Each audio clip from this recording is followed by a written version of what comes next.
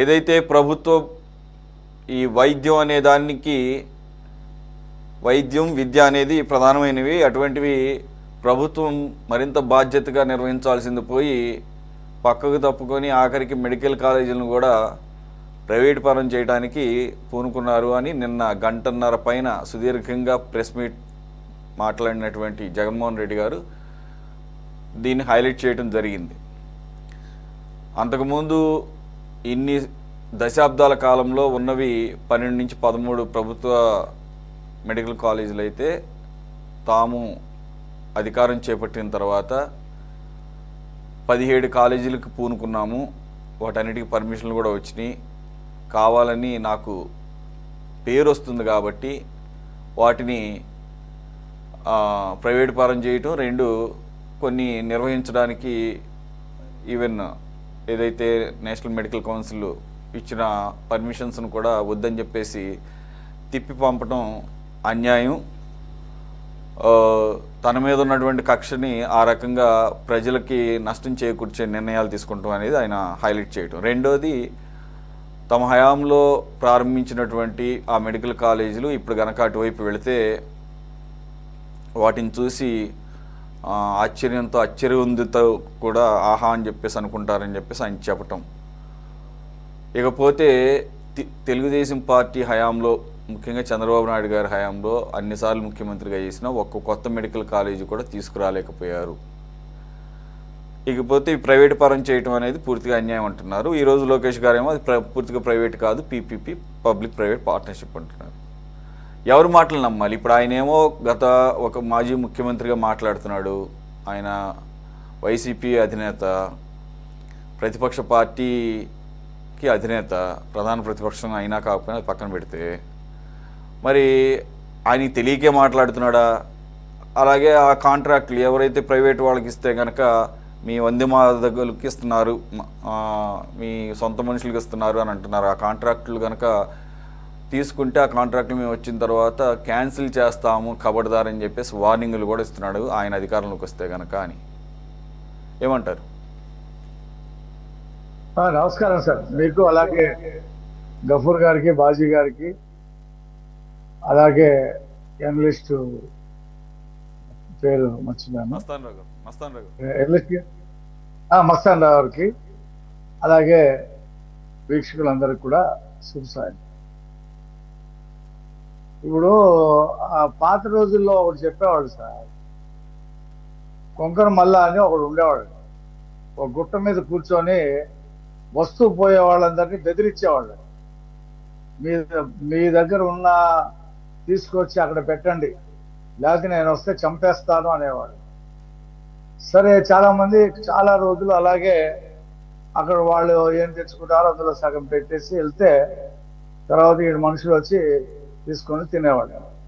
ఒకడికి అనుమానం వచ్చింది, ఇది ఏంటి చాలా రోజుల నుంచి భయపెడతా ఉన్నాడు ఆ గుట్ట మీద కూర్చొని అని చెప్పేసి చూద్దామని చెప్పి వెళ్తే ఆడికి 2 కాళ్ళు లేవు.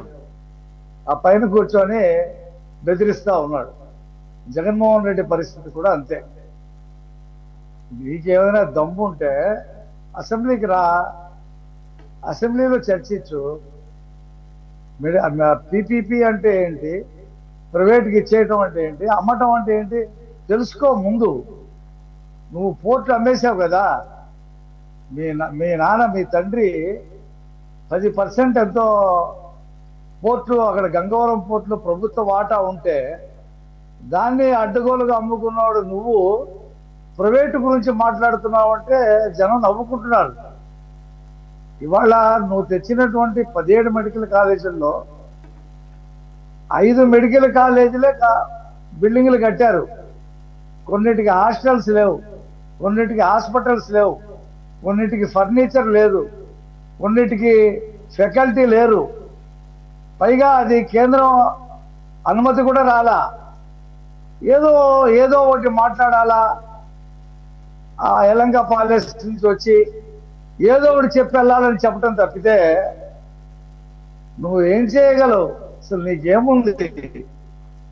నువ్వు అసెంబ్లీ చూస్తే సుస్సు పొడుచుకుంటున్నావు, అసెంబ్లీకి రాలేవు. అసెంబ్లీకి వస్తే నీ భాగవతం అంతా కూడా బయటపడుద్ది.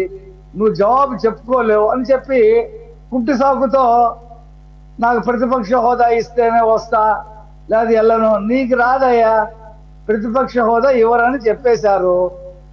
మరి మిగతా 10 మంది ఎమ్మెల్యేలు ఎందుకు పంపించట్లేదు? మరి వాళ్ళైనా మాట్లాడేవాళ్ళుగా, వాళ్ళ నియోజకవర్గాల్లో సమస్యలు, రాష్ట్రంలో ఉన్న సమస్యలు ఆ ఎమ్మెల్యేలు మాట్లాడేవాళ్ళుగా. మరి వాళ్ళు ఎందుకు పంపట్లేదు? నువ్వు నీకు ప్రతిపక్ష హోదానే కావాలనుకుంటే బొత్స సత్యనారాయణ రాజీనామా చేయించు, నువ్వు ఎమ్మెల్సీ అవ్వు. అక్కడ నీకే బలం ఉంది కదా, జడ్పీటీసీ ఎంపీటీసీలు ఓట్లలో. బొత్స సత్యనారాయణ ప్లేస్ లో ఎమ్మెల్సీ అయ్యి ప్రతిపక్ష నాయకుడు కా, నువ్వు శాసన మండలిలో మాట్లాడు. దానికి సర్టెన్ లిమిట్ ఉంది కదా, ఇంతమంది ఎమ్మెల్యేలు ఉండాలనేది లెక్క ఉంది కదా. కాంగ్రెస్ పార్టీకి 2014లో 44 వచ్చింది, ప్రతిపక్ష హోదా రాలా. 19లో 52 వచ్చినాయి, 3 ఎన్నో తగ్గినాయి, ప్రతిపక్ష హోదా రాలా. ఇవాళ వచ్చినాయి, ఇచ్చారు. ఆ మాత్రం అతనికి తెలుసన్నీ కూడా. చంద్రబాబు నాయుడు గారిని ఉద్దేశించి నీ దగ్గర నుంచి 5 మందిని లాగేస్తే నువ్వు 17కి పడిపోతావు, నీకు ప్రతిపక్ష హోదా రాదని చెప్పిన పెద్ద మనిషి అయినా ఇవాళ ప్రజలకి ముఖం చాటేసి ప్రతిపక్ష హోదా ఇవ్వట్లేదు, అందుకనే నేను అసెంబ్లీకి వెళ్ళట్లేదు. మరి హైకోర్టుకి వెళ్ళావు కదయ్యా, హైకోర్టులో వెయిట్ చేయి. హైకోర్టులో ఉన్నారు కదా నీ గురించి పనిచేసేవాళ్ళు, మరి వాళ్ళది ఆర్డర్ తెచ్చుకో, హైకోర్టు నుండి ఆర్డరు. కాబట్టి ఈ కుంటి సాకులు, ఈ దొంగ మాటలు మాంతే మంచిది. ఇవాళ నువ్వు పీపీపీ పద్ధతి అంటే ఏంటి? ప్రభుత్వం అంత డబ్బు పెట్టలేదండి ఇవాళ. అనేక ఇప్పటికి 50,000 కోట్లు పైగా సంక్షేమ పథకాలకి ప్రభుత్వం పెడుతుంది, అనేక కార్యక్రమాలు చేస్తా ఉంది. రోడ్లు వేస్తా ఉన్నాం, బిల్డింగ్లు కడతా ఉన్నాం, అమరావతి కడతా ఉన్నాం, పోలవరం కడతా ఉన్నాం, విమానాశ్రయాలు కడతా ఉన్నాం. రాయలసీమలో హంద్రీ నీవాకి 3,000 కోట్లు ఖర్చు పెట్టి నీళ్లు తీసుకెళ్ళాం. అన్ని పనులు చేస్తా ఉన్నాం. దీనికి ఒక పద్ధతి ఇవాళ దేశంలోనే అన్ని రాష్ట్రాల్లో రోడ్లు పీపీపీ పద్ధతిలో చేస్తా ఉన్నారు. మనం తిరుగుతా ఉన్నాం, ప్రభుత్వాలు చేయలేవు. ఇవాళ ఉన్నటువంటి పరిస్థితుల్లో ప్రభుత్వాలు ప్రైవేటు భాగస్వామ్యంతో కలిపి మేనేజ్మెంట్ ప్రభుత్వం దగ్గర పెట్టుకొని చేసేటువంటి పద్ధతి భారతదేశంలో ఈ ఆర్థిక సంవత్సరం తర్వాత వచ్చింది. దాంతోనే జాతీయ రహదారులు ఎంత పెద్దగా డెవలప్ అయింది చూస్తున్నాం మనం. అలాగే ఈ మెడికల్ కాలేజీలు కూడా అదే పద్ధతిలో కన్వీనర్ కూడా 50% ఉంటాయి. నువ్వు అసలు బీసీలకు చెందినటువంటి సీట్లే నువ్వు ప్రైవేట్ పనులు చేసావు కదా. ప్రభుత్వం దగ్గర ఉండే అట్లా ఇతను ప్రైవేట్ వాళ్ళకి ఇచ్చేశాడు. అతను ముఖ్యమంత్రిగా ఉన్నప్పుడే చంద్రబాబు నాయుడు ఏమన్నా మెడికల్ కాలేజ్ ఒకటి రాలేదంటావా? రా, చర్చకి రా. ఉమ్మడి ఆంధ్రప్రదేశ్ లో 12 మెడికల్ కాలేజీలు తెచ్చిన ఘనత చంద్రబాబు నాయుడుదే. నీకు గుర్తుండదు, రాసిచ్చింది చదవటం రాదు, మాట్లాడటం రాదు. ఉల్లిపాయకి బంగాళదుంపకి ఉర్లగడ్డకి తేడా తెలియకుండా మాట్లాడతాడు, క్వింటాల్కి కిలోకి తెలియకుండా మాట్లాడతాడు. నీకు దమ్ము ఉంటే అన్ని టీవీల్ని అన్ని పత్రికలు పిలిచి ప్రెస్ మీట్ పెట్టు, అసెంబ్లీకి రావడం కాదు. ఈనాడు, ఈటీవీ, TV5, ABN, మహాన్యూస్ అన్నింటినీ పిలు. నీకు భజన చేసే టీవీ వాళ్ళని, నువ్వు భజన చేసేటువంటి నీ పేపర్ వాళ్ళని పిలుచుకొని అది కూడా అడిగితే కూడా అసహనం వ్యక్తం చేశాడు నిన్న. మీ పార్టీ వాళ్ళు ఇద్దరు ఆయనకి ఓటేశారంటే కదా, ప్రతిపక్షాలు పెట్టినటువంటి వ్యక్తికి ఓటేశారు కదా ఒక విలేకరు అడిగాడంట. అడిగితే అసహనం తెలుసుకోకుండా మాట్లాడతాయంటే రివర్స్ అయిపోయాడంట. నీకు దమ్ము ఉంటే అన్ని టీవీలని అన్ని పేపర్లని పెట్టి మాట్లాడు, వాళ్ళు అడిగే ప్రశ్నలు జవాబు చెప్పు. అంతేగాని రికార్డ్ చేసుకొని అక్కడ పెట్టి వినిపించి అదే మీడియాకి రిలీజ్ చేయడం కాదు. కావాలంటే నువ్వు ఏ సమస్య మీదైనా సరే లోతుగా వెళ్ళావు. నువ్వు పిలిచావు ఏంటది రైతు పోరా ఏదో పోరు పిలిచాడు, ఒక్క రైతు పాల్గొలే దాంట్లో. ఏ జిల్లాలో కూడా అసలు వైసీపీ నాయకులే మొక్కలు చాటేశారు. ఈ సైకో బ్యాచ్లు ఎవరైతే ఉంటారో వాళ్ళు పచ్చగండ కండువాలు వేసుకుని రైతుల్లాగా వాళ్ళు పాల్గొన్నారు. నువ్వు పిలిచిన ఏ పిలుపుకి ప్రజలు స్పందించారు? నిరుద్యోగులు స్పందించారా? రైతులు స్పందించారా? దేనికి స్పందించారు? చివరికి నువ్వు నేను సరిగ్గా అబ్జర్వ్ చేయలేదు సార్. జగన్మోహన్ రెడ్డి గారు పాల్గొన్నారా? లేదు, పాల్గొన, ఇంట్లో పడుకున్నాడు.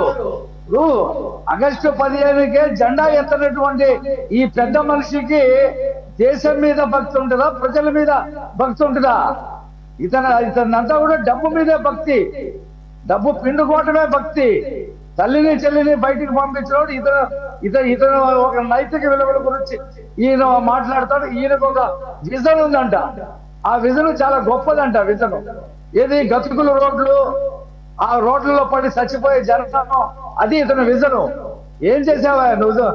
ఇళ్ళు కట్టించావు, ఒక్కడు ఉంటున్నాడా ఆ ఇళ్లలో? ఏదో ఊర్లు కట్టించాను, దారమ్మడి పోతా ఉంటే ఆ పిచ్చి గుళ్ళు కనిపిస్తా ఉన్నాయి. అందులో మనుషులు ఎవరు కాపురాలు చేయట్లా ఆ ఇళ్లలో. అరే వద్దురా అని చెప్పి మీ పార్టీ వాడు ప్రసన్న కుమార్ రెడ్డి చెప్పాడు. కొత్త జంట పెళ్లి చేసుకుంటే మొత్తానికి ఏదైతే మెడికల్ కాలేజీలు పీపీపీ పద్ధతిని మీరు పూర్తిగా దాన్ని సమర్థించుకుంటున్నారు. ఆయన అనేది ఏంటంటే, ఒకటి ఆయన పొరపాటు పడితే పడి ఉండొచ్చు, పక్కన పెడదాము, ప్రైవేటీకరణ అని చెప్పేసి ప్రైవేట్ పరం చేయడం అనేది. ఏదేమైనా మీరు ఇందాక చాలా ఎగ్జాంపుల్స్ చెప్పారు. ప్రభుత్వం ఇప్పుడు ఉన్న పరిస్థితుల్లో అంత డబ్బు వెచ్చించే పరిస్థితి లేదు. పీపీపీ అనేది ఒక ప్రాక్టీసబుల్ ఒక పాలసీ అయిపోయింది అని చెప్పేసి. కానీ వైద్యం అక్కడ వైద్యం కాబట్టి దాన్ని చాలా జాగ్రత్తగా హ్యాండిల్ చేయాల్సిన అవసరం ఉంది. వైద్యానికి సంబంధించింది, విద్యకు సంబంధించింది. అలా కాదు సార్, అక్కడ హాస్పిటల్ ఉంటుంది, డాక్టర్లు ఉంటారు. ప్రైవేట్ హాస్పిటల్లో డాక్టర్ లేరా? వైద్యాలు అదొకటే కాదు సార్, ఒక్క నిమిషం. అలాగే ఇప్పుడు ఆరోగ్యశ్రీకి సంబంధించి ఓకే, ఆల్రెడీ మళ్ళీ 25 lakhs వరకు ఎక్స్టెండ్ చేస్తామంటున్నారు. కానీ ఈ 2.5 lakh వరకునేమో ఇన్సూరెన్స్ కంపెనీలు అంటాం. అంటే మళ్ళీ అవి ప్రైవేట్ ఇన్సూరెన్స్ కంపెనీలు. అవి ఏ విధంగా వాటి వ్యాపార పరమైనటువంటి లాభాపేక్షతో పనిచేస్తే మనకు తెలుసు. ఇప్పటి వరకు గవర్నమెంట్ అది కాదండి. ఇవాళ ప్రైవేట్ కంపెనీల్లో, మెడికల్ కంపెనీల్లో, చాలా కంపెనీల్లో స్టార్ మెడికల్ ఇన్సూరెన్స్ వాళ్ళు ఉన్నారు. వాళ్ళకి వాళ్ళ కుటుంబంలో ఎవరికి వచ్చినా సరే వాళ్ళు వైద్యాలు చేయించుకుంటున్నారు. గవర్నమెంట్ వాళ్ళకి ఆ ఇన్సూరెన్స్ కంపెనీలు, హాస్పిటల్కి పేమెంట్లు జరుగుతున్నాయి ప్రభుత్వానికి సంబంధం లేకుండా. ఇప్పుడు మా మేనల్లుడు ఒక మెడికల్ కంపెనీలో సార్, అది ఇండివిజువల్ చాయిస్. రెండు సార్లు ఆపరేషన్ చేయించుకుంది. బయట సిస్టమ్ నడుస్తుంది. ఇవాళ అందరు గవర్నమెంట్ మీదే లేరు. అనేక కంపెనీలు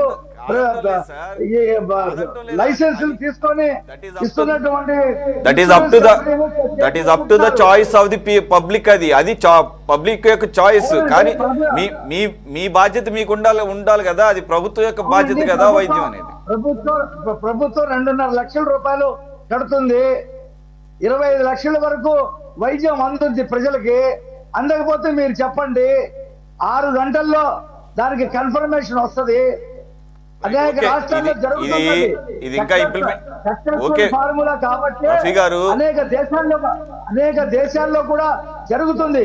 సక్సెస్ఫుల్ ఫార్ములా కాబట్టి ప్రభుత్వం అన్ని విచారించి అడాప్ట్ చేసుకుంది. రైట్, అది ఇంప్లిమెంటేషన్ లోకి రాలేదు కాబట్టి మీరు చెప్పేది వింటాం.